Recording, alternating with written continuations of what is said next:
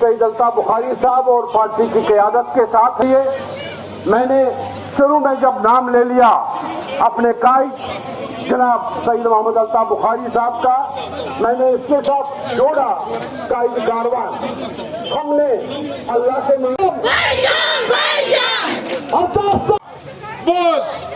بوز مین بینی سر پپکر پتہ گوڑ بوجو. اگر الطاف صاحب تو اپنی پارٹی سے درامس ایسی نا یمن 30 ساسن من آسان 50 ساس نیبرم لگم یہ احساس کر کہ ہندوستان ست اگر اس تک فیصلس پہ آج تھی تھی دتو دھوکہ لکن بہ ونو پتر ہمارا مقدر ہندوستان کے ساتھ 1947 میں جڑ چکا ہے اور کوئی بھی طاقت اس کو کمزور نہیں کر سکتی ہے. جن لوگوں نے ہمیں دھوکہ دیا انہوں نے ہماری جانوں کا نذرانہ اس دھوکے سے لیا اور کچھ نہیں دیا. کبھی بھی یہ ممکن نہیں تھا کہ جموں کشمیر ہندوستان کا حصہ نہ رہتا، لیکن ان لوگوں کو اپنی سیاست پکانی تھی. اپنی سیاست اور اپنی اقتدار کے لیے انہوں نے لوگوں کو دھوکہ دیا. آج اگر ہم ان سے پوچھیں گے کیا کیا انہوں نے، 60 برس ایک جماعت رہی، 20 برس دوسری جماعت اقتدار میں رہی. اپنے گھروں کے بنا کیا کیا انہوں نے؟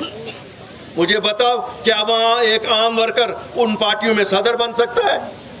کیا عام ورکر وہاں یہ سوچ سکتا ہے کہ وہاں اس ریاست کی قیادت وہ کرے گا؟ کیا ان خاندانوں کے بنا اور ان خاندانوں کے چشم چراغوں کے بنا کوئی اور یہاں قابل نہیں ہے؟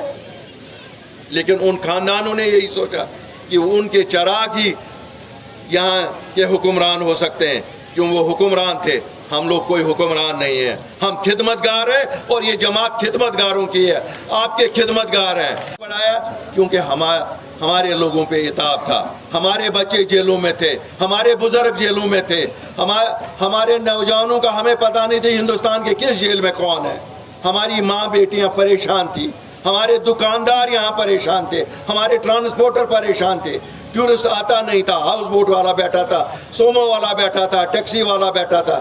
مطلب ہے ہر ایک سیکشن پریشان تھا. اگر اس وقت لیڈر سامنے نہیں آئے گا تب کب آئے گا؟ یہ تو اقتدار کے وقت ہمیشہ آئے ہیں. یہ دونوں جماعتیں اقتدار کے لیے یہ آئیں، لیکن جب بھی کشمیر میں مصیبت لوگوں پہ آن پڑی یہ باغے تھے، یہ کبھی یہاں نہیں تھے. 1990 میں کہاں تھے یہ لوگ جب لوگوں پہ مصیبت آئی تھی؟ اس وقت یہ لوگ یا لندن میں تھے یا دلی میں عالی شان محلوں میں بیٹھے ہوئے تھے اور ہمیں کہتے ہیں ہم تو یہیں کشمیریوں کی خدمت کے لیے بیٹھے تھے. وہ لیڈر جو آج اپنے آپ کو بہت بڑے بڑے لیڈر کہتے ہیں، ان کو ذرا پوچھے 1990 سے 96 تک کہاں تھے؟ کون یہ کشمیریوں کا حال پوچھتا تھا؟ کون ان کے بچوں کی لاشیں اٹھاتا تھا؟ کون ان ماؤں کے آنسوں کو صاف کرتا تھا؟ کسی میں پریشانی نہیں تھی. ان سب کو اگر پریشانی تھی کہ ہمیں چھوٹا گھر جموں میں ملا یا بڑا گھر دلی میں ملا، یہ اس کی جنگ ان کی آپس میں تھی. لیکن جموں کشمیر کا باشندہ کسی کو یاد نہیں تھا. کہتا ہوں عام کشمیری اٹھے گا اور الیکشن میں حصہ لے گا، اس کو ان لیڈروں کی ضرورت نہیں ہے. کیا صحیح چھا تو ضرورت من ہے؟ آج آپ کی طاقت نے یہ ثابت کیا ہے کہ ان خاندانوں کی اب یہاں ضرورت نہیں ہے. آج عام آدمی، ایک وہ لڑکا جس کی کوئی بھی سیاسی بیک گراؤنڈ نہیں ہے، جو 10 کلومیٹر پیدل ایک اوڑی کے گاؤں سے آیا ہوا ہے، جس کی گھاس کی چھت تھی، آج وہ ان کو لڑکا آ رہا ہے، کہہ رہا ہے آ جاؤ میدان میں آ جاؤ، ہم دیکھیں گے کس کی ماں نے دودھ پیا ہے، کس کی ماں نے پانی پیا ہے. میری کوئی ضرورت نہیں، میری طاقت آپ لوگ ہیں جو آج یہاں پر ہیں. میری طاقت جموں کشمیر کے لوگ ہیں اور میری طاقت میرا سچ ہے. گھنٹوں پہ بھروسہ کرو گے، ان کی اب شیلف لائف ایکسپائر ہو گئی ہے. یہ ایکسپائرڈ مال ہے ان کا. اب جموں کشمیر کو لوگوں کو پتہ چلیے یہ لوگ کون ہیں.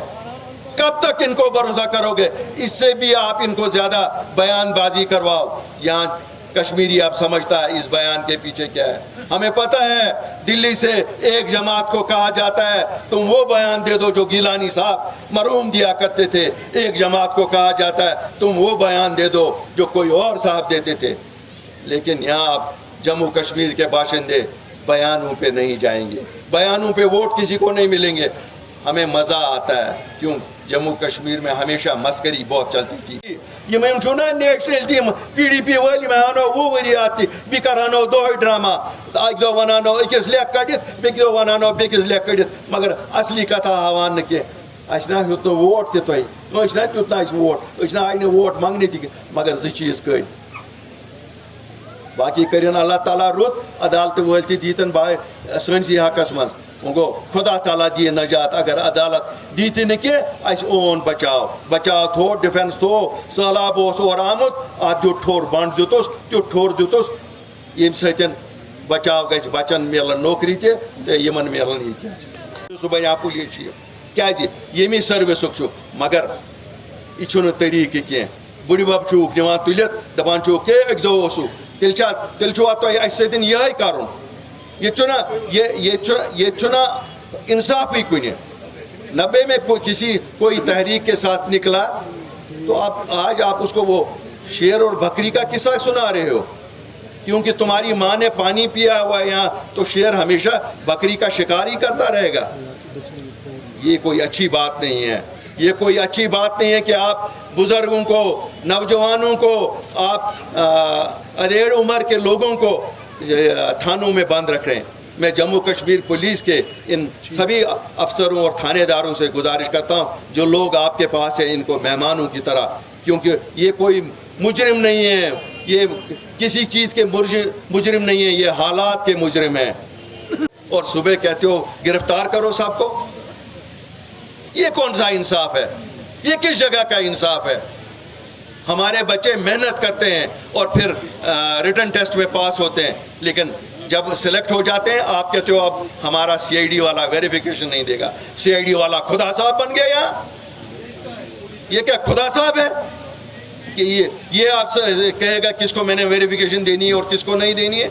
हमारे बच्चे पासपोर्टों के लिए अप्लाई करते हैं, हमारे बुजुर्ग करते हैं, हमारे दीनी फरीज़े हैं, हज करना है, उम्रा करना है, उसके लिए पासपोर्ट नहीं मिल रहे हैं। ये कौन सा इंसाफ है?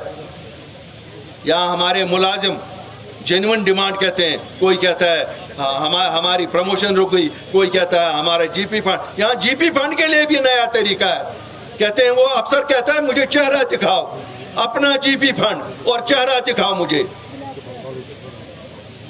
ये चीज़ें बंद होनी चाहिए, इन चीज़ों से नहीं चलेगा। और अगर ये चीज़ें बंद नहीं करेंगे तो फिर मैं LG इंतज़ामिया से कहता हूँ शायद हम भी बहुत देर तक लोगों को रोक नहीं सकेंगे।